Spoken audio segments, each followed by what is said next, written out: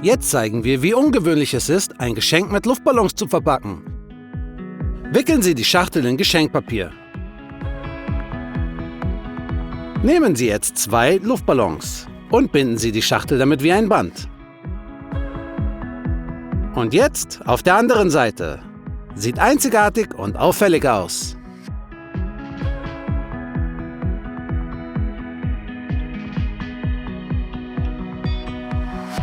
Ebenso können Sie die Beine von Glasbechern für den Urlaub dekorieren.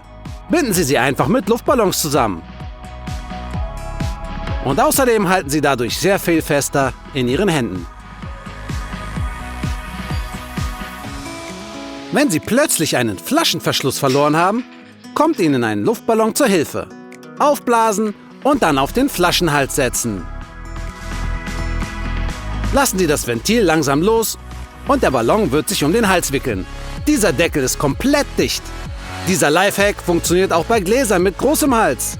Und um den Deckel zu entfernen, einfach in den Ballon pusten. Und fertig. Fülle einige Luftballons mit Wasser und friere sie dann ein. Sie müssen fest werden. Nehmen wir jetzt ein paar beliebige hinauf, in unsere Hände und legen sie zu den Getränken hinein, die wir mit unseren Eiskugeln überziehen. Damit ist Ihr selbstgebauter tragbarer Kühlschrank fertig. Schneide das Ventil vom Ballon ab und ziehe es über die Toilettenpapierhülle. Legen Sie das Projektil hinein und ziehen Sie die Kugel zurück und bam! Nehmen wir 2 Luftballons mit viel Schokolade. Die Schokolade im Wasserbad schmelzen, bis sie flüssig ist.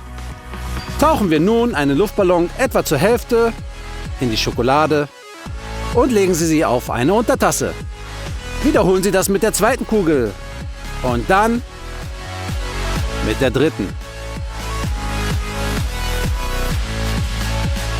Jetzt müssen sie eingefroren werden. Dann platzen die Luftballons einfach. Peng! Und zurück bleibt unsere Schokolade. Und an ihre Stelle setzen wir jetzt echte Eiskugeln. Fügen Sie ein paar Streusel hinzu und unser ungewöhnliches Dessert ist fertig. Eine Schokoladenschale ist genauso gut wie eine normale Schale und Sie können sie immer mitessen. Nehmen Sie eine Süßwarenspritze und ersetzen Sie die Spitze durch einen Ballon. Lassen Sie ihn uns aufblasen. Und jetzt gießen wir allmählich flüssige Schokolade hinein und helfen uns mit einem Kolben aus einer Spritze. Wenn die gesamte Schokolade bereits drin ist, fangen wir an, sie gleichmäßig entlang der Innenwände zu verteilen. Nach dem Einfrieren können wir den Ball leicht entfernen. Es bleibt nur noch unser riesiges Schokoladenei in eine riesige Verpackung zu wickeln. Und wir werden eine riesige Kinderüberraschung bekommen.